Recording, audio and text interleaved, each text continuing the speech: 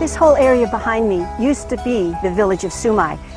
In the 30s, it had a population of 2,000, but for the last 65 years, there's been no village here. So what happened to the village of Sumay? Let's look back in history. Sumay's recent history shows that in the mid-1800s, it was a small fishing village. Whalers used the village to replenish. Residents were self-subsistent from the bountiful ocean and the fertile land. Then, at the turn of the century, many opportunities for economic growth unavailable to other villages arrived in Sumay. It began with the 1901 construction and subsequent operations of the Guam Tele-Pacific Cable Station.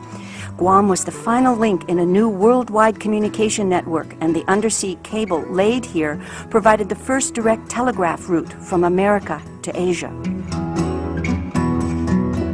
Over the next 15 years, the U.S. Marine Corps barracks began to be constructed here, and a Marine Aviation Squadron headquartered near the village.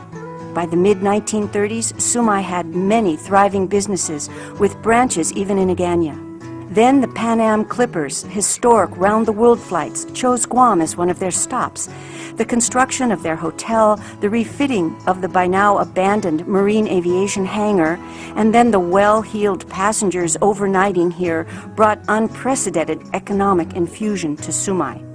Local entrepreneurs opened cottage industries, Guam's early visitor industry, handcrafting beautiful souvenir items of the Akalea shell for the international passengers. Sumay became very prosperous, a commercial center that island elders today say even rivaled the capital of Agana, and there was talk about making Sumay the capital city. So, if the village was so prosperous, what happened?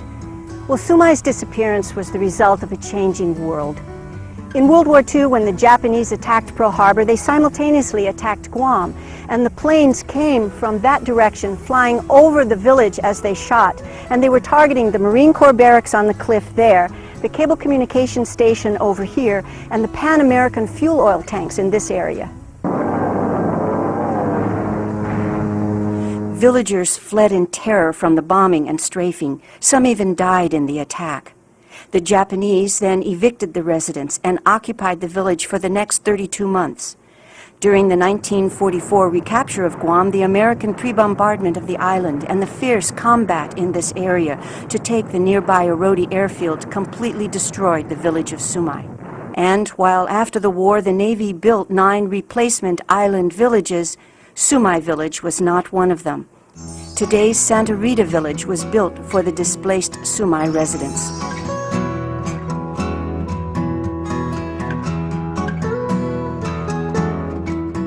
It was the immediate war need to build a huge forward supply base to support the pending land invasion of Japan, and the increasing awareness of the importance of Guam's strategic location in the Pacific, both of which caused the Sumay village area to be absorbed into a permanent naval base Guam.